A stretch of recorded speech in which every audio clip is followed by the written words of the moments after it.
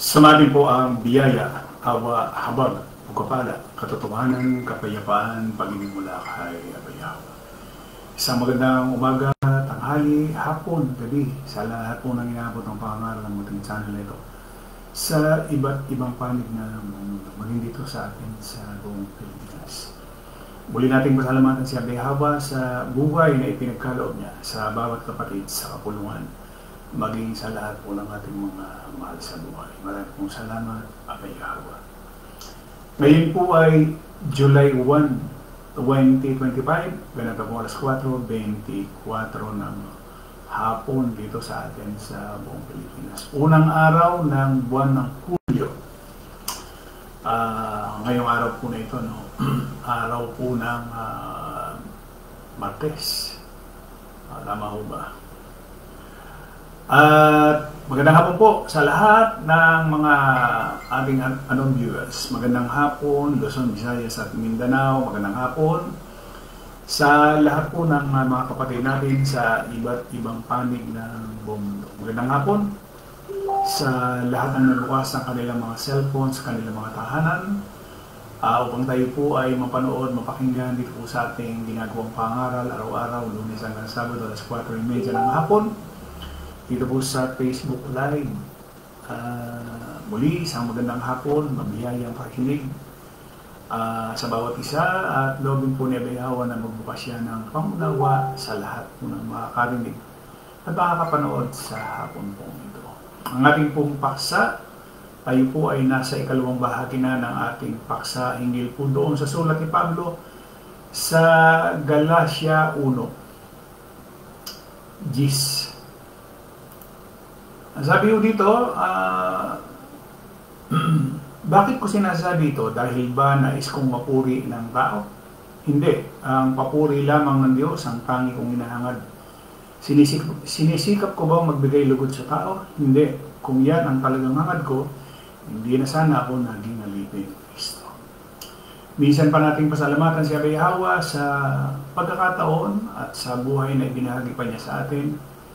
Sa hapon pong ito, magmula kaninang umaga hanggang sa oras sa sandali pong ito. Meron pa pong nais o plano si Abayaw, kaya ang bawat sa atin ay meron pang buhay. No? Kasi kung tapos na ang ating tungkulin, marahil wala na tayo. So, meron lang ibig sabihin na kaya tayo ay buhay pa, maaring sa iba, ang iniisip nila, ang akala nila ay ang buhay kinabukasan talagang meron pa. Hindi totoo yun sapagkat walang tao na merong hawak o hindi hawak ng isang tao ang kanyang buhay. So, purihin si Abayaw dahil nagbigay pa siya ng pagkakataon sa atin para tayo po ay makagwa pa ayon sa pinagagawa niya sa bawat isang kapatid na nasa kapulungan. Doon naman po sa wala sa kapulungan, nagbibigay pa rin po siya ng pagkakataon upang marahil makilala siya at pasalamatan man lamang sa pagkakataon at sa buhay na ibinabahagi pa ni Abayaw. No? So, magandang hapon. Vladimiliano Umali, Juliet Umali, Carlo Roll,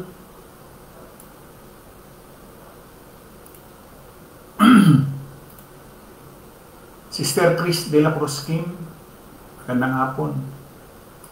Sam Rotoni, Brad Noli Tungkua, Brad Wilfredo Bedes, Brad Edmundo Umali, Melchor Pasis,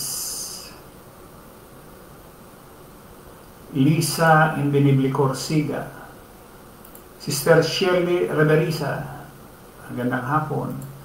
Lolita Corsiga,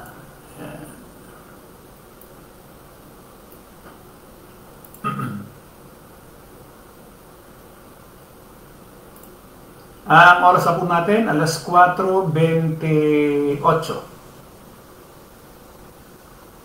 Sister Loren Paulan Fernandez, Leonardo Corsiga, Fortunato Juarez,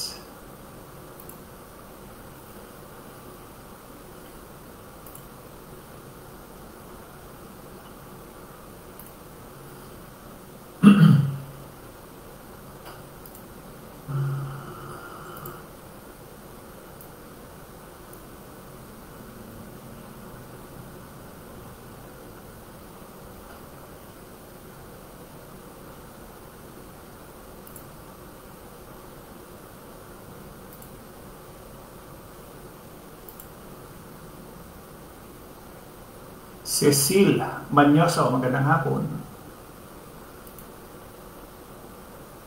Las 4:29 na ng hapon.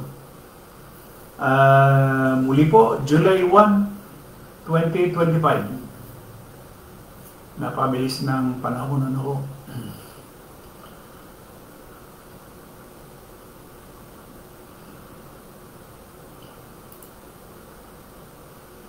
Ayun, alas 4:30 na ho ang ating oras. Punta na ho tayo doon sa ating paksa. So, doon sa ating paksa, sinasabi ni Pablo dyan, bakit ko sinasabi ito? Dahil ba nais kong mapuri ng tao? Ano ba ang pinanggagalingan noong pagsasalita o pagsasabi ni Pablo na bakit ko sinasabi ito? May konteksto ito eh. Dahil ba nais kong mapuri ng tao? Hindi. Ang papuri lamang ng Diyos ang tangi kong hinahangad. Sinisikap ko bang magbigay lugod sa tao? Hindi. Kung yan ang talagang hangad ko, hindi na sana ako naging alipin ni Kristo. Puntahan natin yung konteksto nito. Doon sa Galatia 1, sabi ho doon sa 1, mula kay Pablo na hinirang na apostol, hindi ng tao o sa pamamagitan ng tao, kundi ni Yahweh at ng Diyos Ama na muling bumuhay kay Yahweh. At mula sa lahat ng mga kapatid na kasama ko pagbati sa mga kapulungan sa Galatia.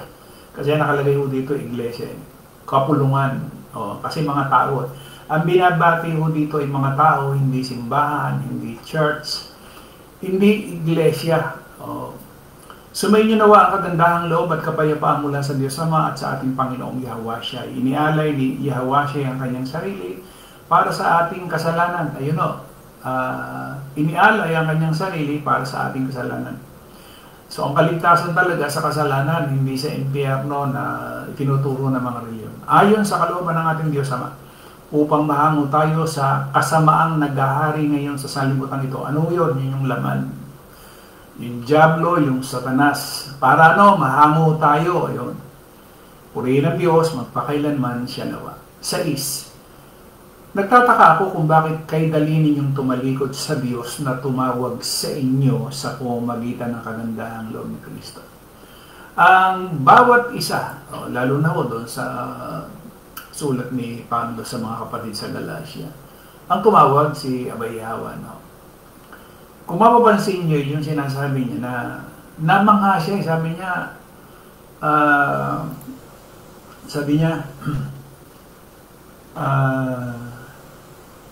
I marvel that you are turning away so soon from Him who called you in the grace of Christ to a different gospel. Sabi niya, namangha ako, amazed. Sabi niya, ako'y namamangha na kayo daling ninyong nagsilipat. I marvel that you are turning away so soon. Ibig sabihin, namamangha ako doon sa nangyari. Bakit? Kayo dali ninyong nagsilipat sa ibang ebanghelyo. Ibig sabihin, nung unang siglo ho pala, ay meron ng nangangaral na ibang ebanghelyo kaysa doon sa ebanghelyo na ipinangangaral ni Pablo. So, hindi na ako nagtataka sa panahon natin ngayon kung bakit dumami ho yung mga nangangaral. Kasi nung unang siglo, meron na rin pala ho eh. Sabi nga dyan, Sister Lori Calderon, Sister Cristina Juarez, Brad Jesse Juarez, Rosely Bando. Magandang hapon. buhat sa tumawag sa inyo. Alam niyo ba na pagka ikaw ay lumipat doon sa ibang ebanghelyo, ibig sabihin, pinalikuran mo yung tumawag sa iyo. Kasi lumipat ka eh. Kaya sabi niya, ako'y namamangha na kay dali ninyong nagsilipat sa ibang ebanghelyo buhat sa tumawag sa inyo sa biyaya ni Kristo. Ano? From Him who called you in the grace of Christ. Ayan. The Galatians were turning. So, ibig sabihin, umaalis ka doon sa biyaya ni Kristo o biyaya ni Abay Hawa at lilipat ka doon sa ibang ebanghelyo. Ano?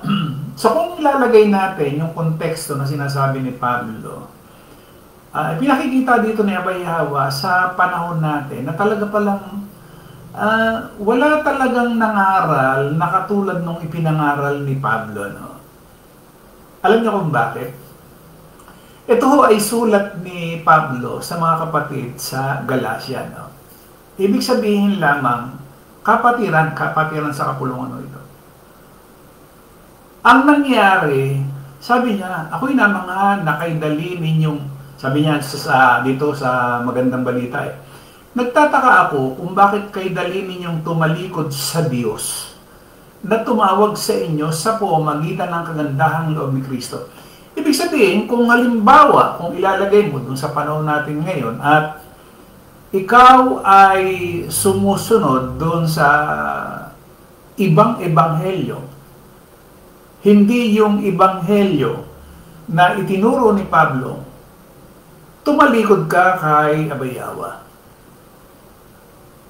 Simple-simple lang mo ito Pagka ikaw ay ang daladala mo ay ibang ebanghelyo, hindi ebanghelyo na ipinangaral ni Pablo, tinalikuran mo si Abay Hawa.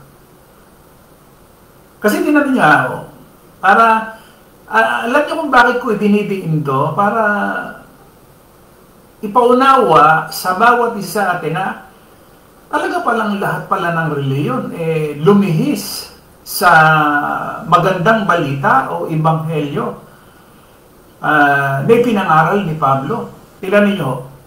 Ito sa magandang balita ito magandang balita Biblia. Nagtataka ako kung bakit kidali ninyong tumalikod sa Diyos. Pero mo yung Diyos tinalikuran at bumaling, sabi niya, nagtataka ko bakit kayo dali niyong tumalikod sa Diyos na tumawag sa inyo sa pamagitan ng kagandahan loob ni Kristo at kayo'y bumaling agad sa ibang magandang balita. Pinalikuran si Abay Hawa na tumawag sa kanila at bumaling doon sa ibang magandang balita, ibang ebanghelyo. Napainin mo ba yun? So kung susukatin natin sa panahon natin ngayon, wala pala talagang nangaral. Nang ipinangaral ni Pablo, alam niyo kung bakit? Noong unang siglo, wala namang Muslim. Walang Katoliko, walang Jehovah's Witnesses, walang INC, walang ADD, walang Born Again, walang Baptist, Protestant, Catholic, JIL, o ano mga relihiyon, wala Wala akong ganun. So, ibig sabihin, lahat ng ipinangaral ng mga relihiyon sa panahon natin, ibang ebanghelyo yan. Hindi yan yung ebanghelyo na ipinangangaral ni Pablo. So, kung ikaw bumaling dun sa ibang ebanghelyo, hindi pinalikuran mo si Abay Hawa, ibig sabihin, lahat ng relihiyon tumalikod kay Abay Hawa. Di ba? Tama ho ba yung ating tinutungo na lahat ng reliyon tumalikod sa Diyos kay Abay Hawa at bumaling sa ibang ebanghelyo? Sa ispa lang ho yan, mga kapatid. Sa ispa lang.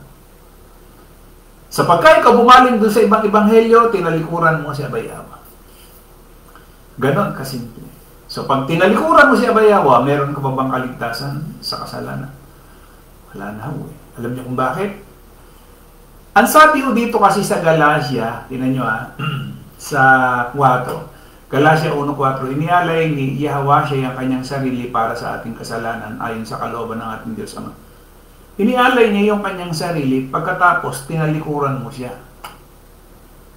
Anong pwedeng mangyari o?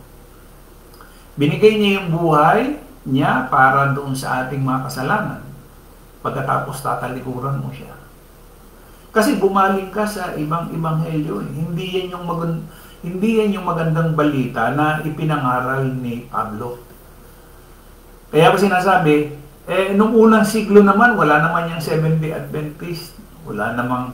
Meron ka bang nabasa na nangaral si Pablo na tinawag yung kanilang ang kapulungan na Seventh-day Adventist? Wala naman eh. Tinawag ba silang ADD?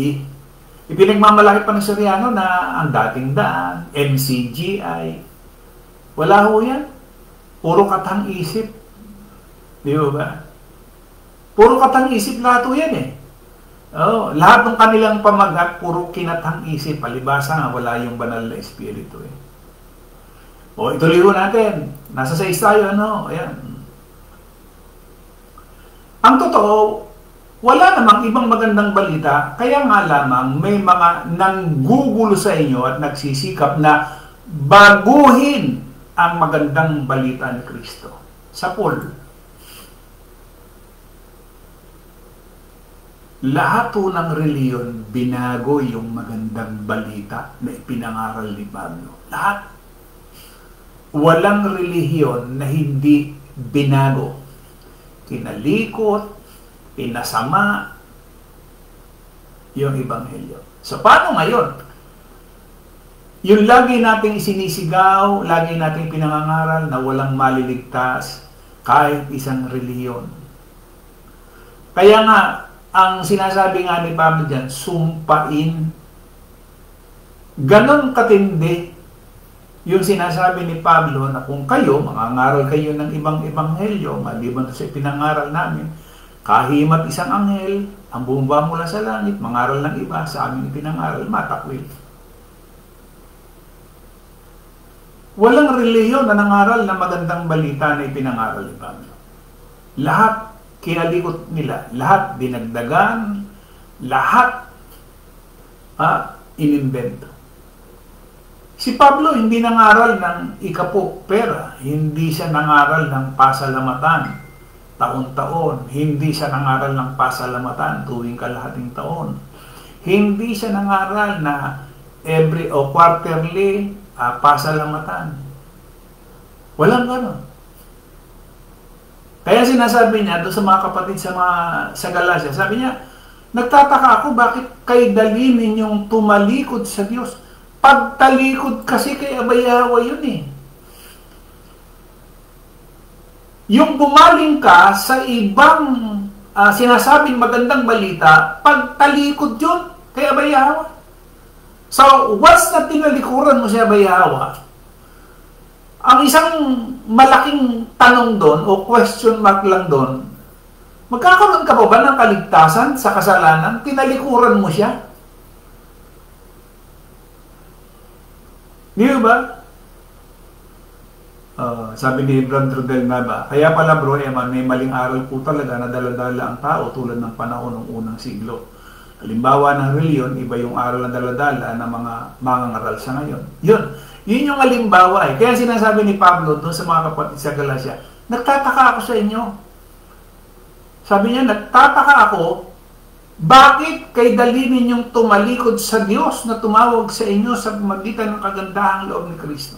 Ito mga kapatid pa sa Galacia ito di lalo na itong mga nasa iglesia, nasa church, nasa simbahan, born again, Baptist. Ito mga kapatid na to. Ibig sabihin, nasa kapulungan na mismo sila, pero tinalikuran nila si Abayawa at bumaling doon sa ibang magandang balita, ibang ebanghelyo. Di ba?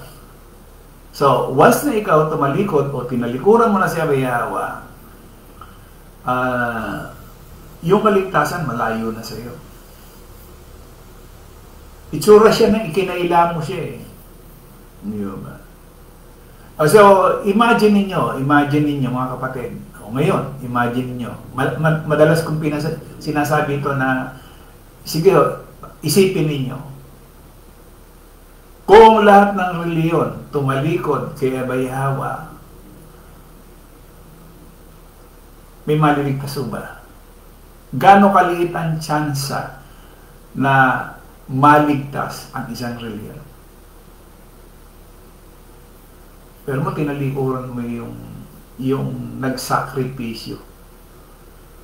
Di para din pala ito yung mga Hudyo noong unang siglo, na pagkatapos niyang makitulad sa tao para lamang bigyan sila ng kaligtasan sa kasalanan, ang ginawa pa ng mga Hudyo ay pinatay pa siya. So parang ganon, tinalikuran mo. So mangyayari,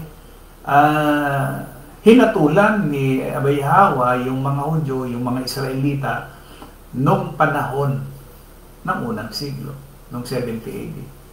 Yun yung paghatol niya sa mga Hudyo. Kaya nga yung mga nangangaral ngayon na di umano yung rapture, Great Tribulation. Kaya pala mali yung kanilang pangangaral, sapagkat mali yung pinaka-pundasyon. Dito pa lamang. Dito pa lang sa ating tinatalakay, mali na yung kanilang ipinangangaral doon.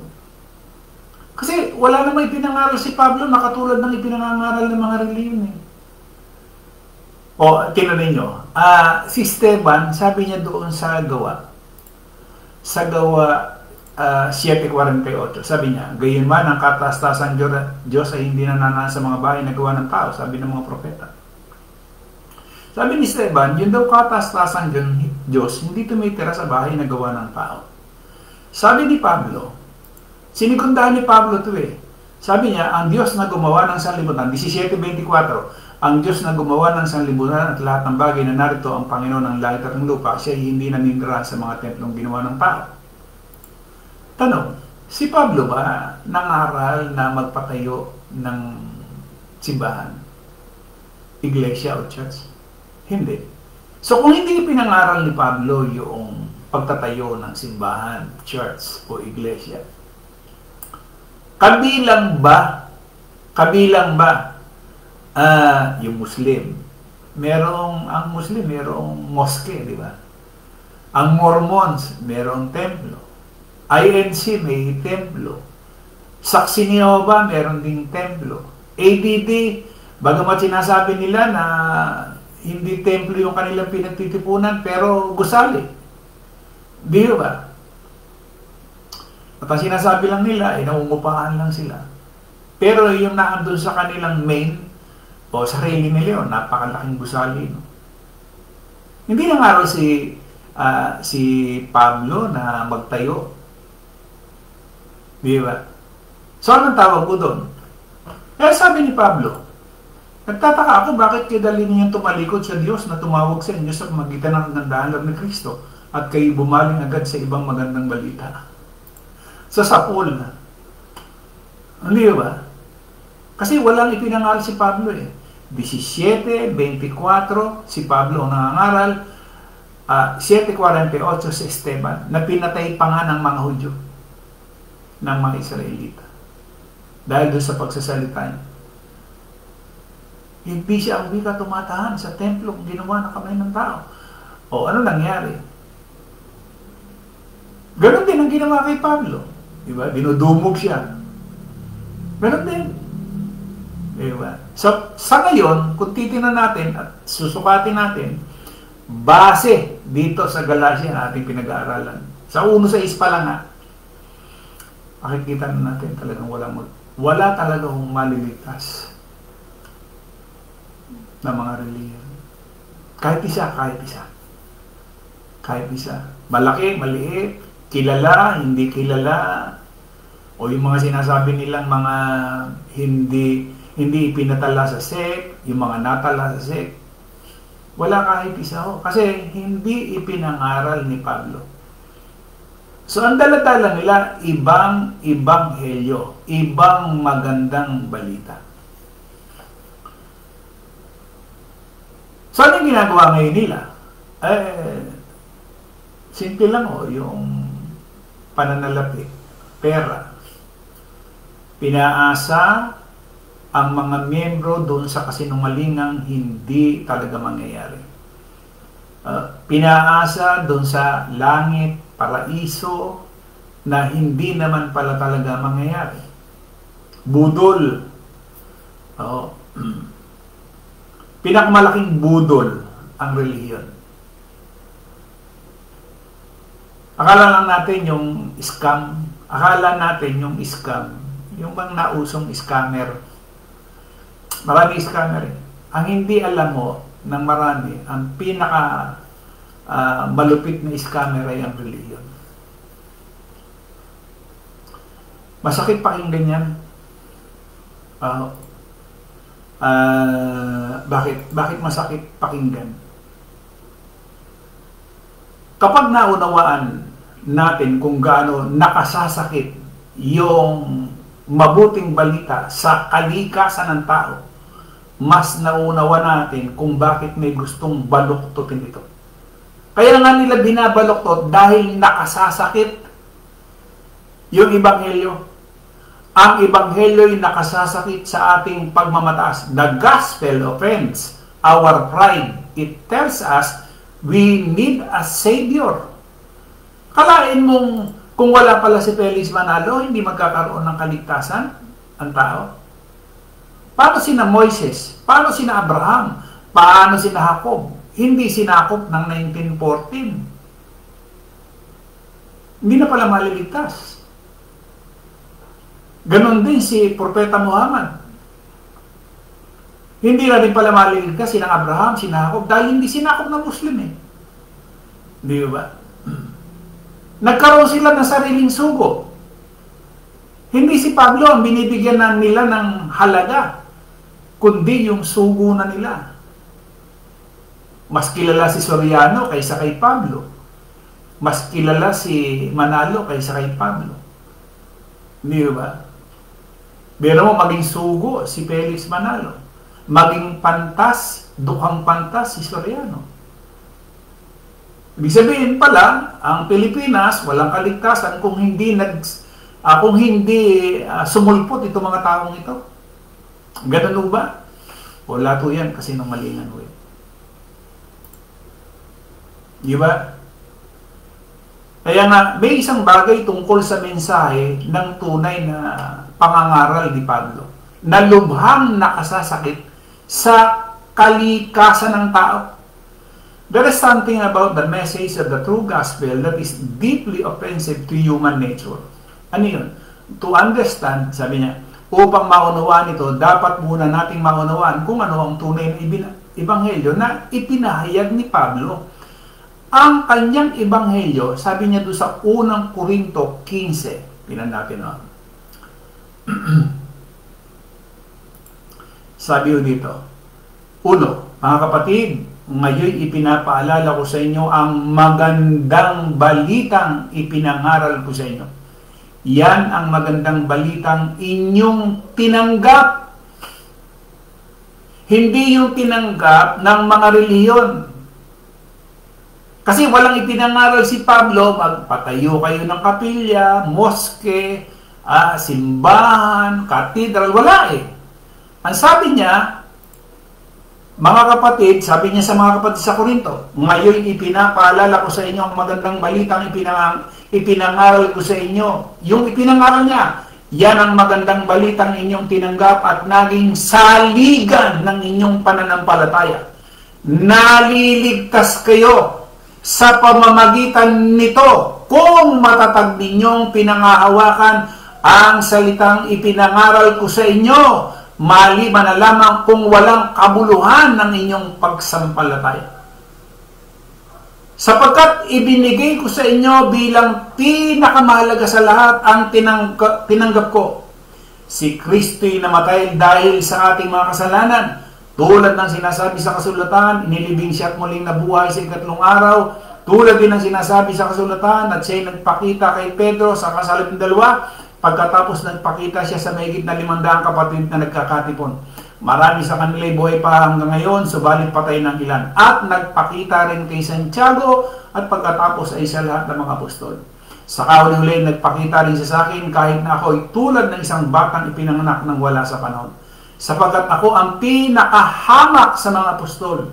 Hindi nga ako karapat dapat tawagin isang apostol sapagkat inusig ko ang kapulungan ng Diyos. Ngunit dahil sa gandahang loob niya, ako'y naging apostol at hindi naman nawalan ng kabuluhan ng kaloob niyang ito sa akin. Katunayan, nagpagal ako ng higit kaysa sino man sa kanila.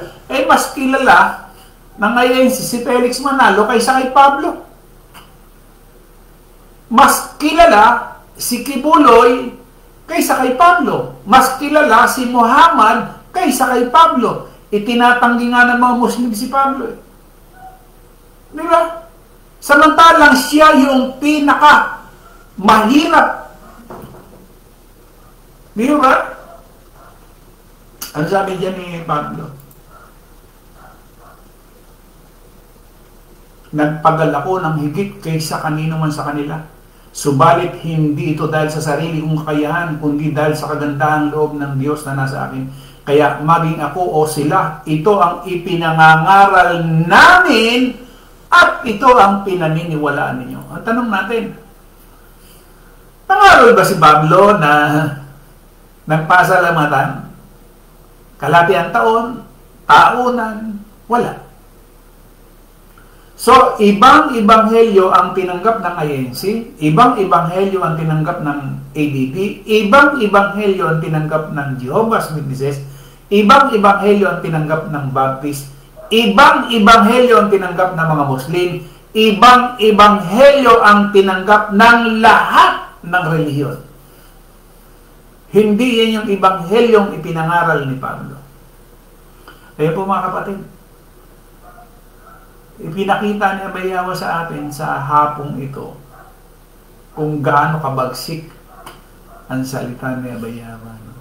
Kaya nga ang ebanghelyo ay nakasasakit. The gospel offends our pride. It tells us we need a Savior. Di ba? Kasi iniisip natin, tayong sarili natin, hindi ho, kailangan natin ang tagapagligtas. The gospel offends our wisdom. Pero mo, yung daw ebanghelyo nakasasakit sa ating karunungan. Ito ay nagliligtas sa atin sa pamagitan ng isang bagay na itinuturing na marami na hangal. Ang Diyos ay naging tao o nakitulad sa tao at namatay sa isang kahiyahiyang kamatayan para sa atin. Naisip ba ng maraming tao yun? So, yun po mga kapatid, gawin po ni Abayawa, bukas ituloy po natin sa ikatlong bahagi. Sana ipaunawa o naipaunawa sa atin ni Abayawa na talaga palang walang maliligtas ni isang reliyon. Kaya yung agam-agam, kung meron pa na agam-agam sila, nagdadalawang isip pa doon sa mga naririnig dati, na wala pala talagang maliligtas sa akin yun. Hindi ako may sabi nun. Si Pablo mismo ang nagsasalita ko doon. Yung salita lang na sumpain, hindi na ibinibigay ang kaligtasan doon. Hindi ba? So yun po, loobin po ni Abayaw. Magandang hapon sa lahat po ng ating mga viewers. Doon sa mga kapatid natin. Teka ha.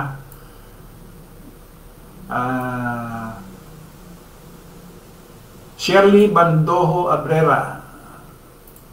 Baka meron pa akong hindi nababanggit. Sister Chris Grisola. Teka.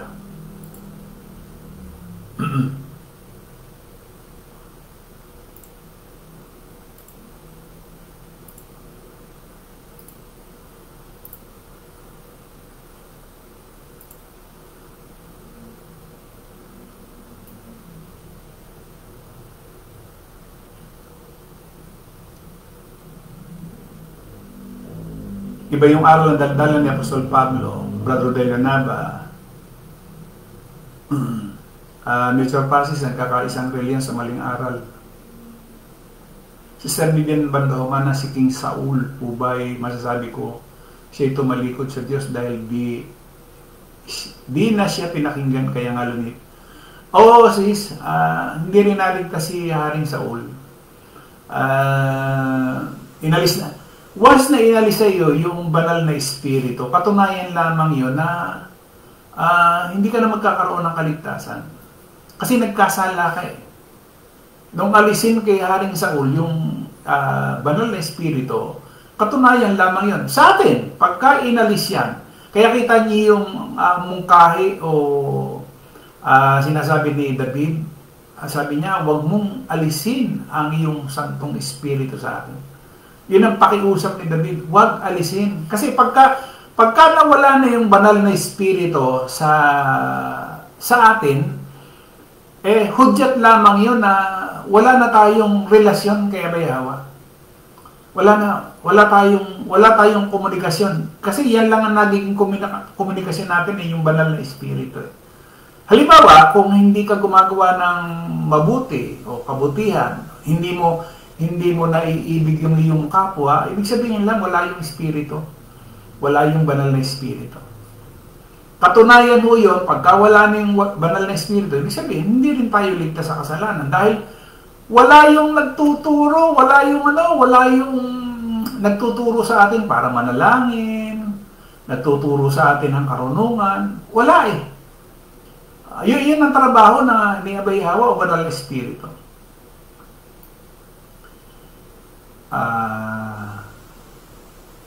Sister Vivian Bandahomana, ang pagpatay kay Abay Hawa ay nakasulat na po kaya dapat mangyari dahil kung hindi ay maging sinungaling ang Biblia. Tama naman. Lahat naman yan eh. Genesis to Revelation. Lahat para sa kanya yun. Nagkaroon ng katuparan lahat. Ultimo yung 24 ng Mateo, Lucas 21 at saka Marcos 13. Lahat yun. Nagkaroon na ng katuparan. Rosalie Bando, hindi kasi matiis ng mga reliyon dahil mahirap sumunod kay Abay Hawa. Talagang mahirap lalo pagka nasa laman. Mahirap sundin. Kaya nga walang nasa laman na magkakaroon ng kaligtasan. Bakit? Kasi wala yung banal na espiritu. Yan yung tatak. Yan yung selyo. Pag wala ang banal na espiritu, ibig sabihin nasa laman ka. At patay ka pag wala yung banal na espiritu. Di ba sinasabi nga niya, sa laman wala nga namang pakinabang. Ang aking sinasalita sa inyo ay pawang espiritu at pawang buhay. So nagkakaroon lamang tayo ng buhay kung meron tayong espiritu. Kapag ang isang katawan walang espiritu, patay. Buhay ka, pero kung wala kang espiritu, patay ka sa paningin ni Abay Hawa. Pagka ang tao walang ginagawa, ayon sa sinasabi ni Abay Hawa, patay ka. Wala kang ginagawa wala kang ginagawang mabuti, wala kang ginagawa ayon sa kalooban na dapat mong gawin. Yung pag-ibig mo sa iyong kapwa, hindi mo nagagawa. Sarili mo lang iniisip mo. Di ba? Patay ka. Di ba? Katulad nitong ating pangaral na ginagawa nito, ito'y para sa kalahatan. Para magkaroon ng kaligtasan, kaya tayo may pangaral, kaya ay dahil doon sa kaligtasan sa kasalanan. Binibigyan ng babala yung mga tao na hindi ka magkakaroon ng kaligtasan maliban na tawagin ka. Hindi ba? Brad Ezekiel Umali, Vivian Bandahomana, ang daming na-scam ni Borloloy. Hindi lamang si Borloloy, hindi lang si Kibuloy. Lahat ng reliyon, budol, lahat. Kung sabi nga natin, maraming scammer, reliyon na ang pinaka. Siya yung scammer ng mga scammer. Ang reliyon, scammer ng mga scammer yan. Pakita niyo, yayaman ng mga puno ng mga yan. Dahil itong uwa kasi ang mga miyembro ng reliyon ay tiwaling-tiwala sa mga aral, hindi sinisiyasat ng kasulatan. Leonardo Corsiga, Maria Victoria Morales, muling salamat po Abay Hawa sa idin.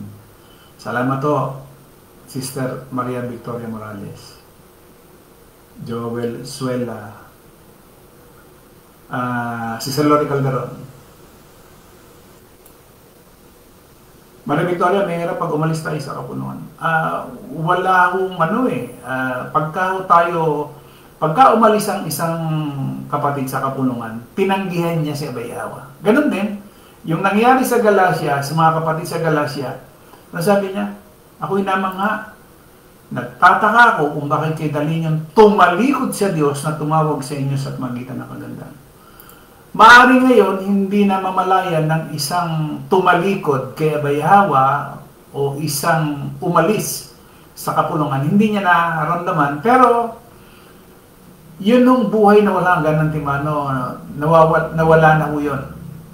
Tapos magiging miserable na yung buhay mo kasi wala ho yung banal na espiritu eh. Magiging miserable ang buhay ng isang tao kapag wala ang banal na espiritu. Kaya lang naman nagkakaroon ng kulay ang buhay ng isang tao dahil nandun yung banal na espiritu eh. Kasi kung puro sa laman, mahirap. Nangyari na sa atin yan. Bilang tayo dating nasa laman, nangyari na yan.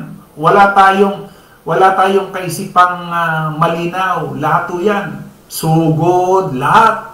Para itsura tayo ng bulag sa katanghaliang tapat. Naisip niyo ba yun?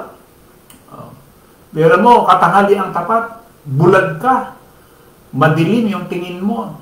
Yan ang mga taong wala hong espiritu. Carlo Rol, muli, papurihan, pasalamatan ka po, Abayaw, sa panibagong kaalaman.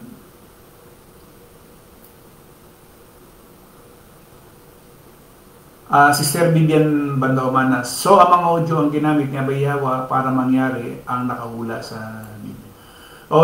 At sila rin, kaganapan at katunayan na talagang inalis yung lahi nila noong 70 AD para lang ipakita na yung sinasabi niya dun sa Mateo 24, Lucas 21, Marcos 13 ay totoo. Sabi niya, ito yung henerasyon, ito yung huling henerasyon, sabi niya. Sabihin talagang dahil doon sa ginawa nila sa Kristo, yun na. Kaya ano yun eh, sabi nila yung katapusan ng sanlibutan. Hindi, katapusan ng lahing ito. Ayun. Yung mga Hudyo. Sana ho, nabasa ko na lahat ng ating mga kapatid. Okay po, loobin po ni Abayawa bukas. Tuloy po natin sa awa at habag ni Abayawa. Muli maraming salamat sa isang Diyos na ating tagapagligtas. Sa pangalan ni Abayawa, sumakanya nawa ang kalwalatian, ang karangalan, ang paghahari at ang kapangyarihan sa kauna-unahang panahon at ngayon at magpakailanman siya nawa. Patuloy po tayong ingatan, gabayan at pagpalain, higit sa lahat sa bagay na pang-espiritual. Sa bawat segundo, minuto, oras na atin pong nilalagi sa mundo ito. Muli, maraming salamat. Isang magandang hapon po sa ating lahat. Brad Ezekiel Umali, magandang hapon po sa mga kapatiran kay Abayawa.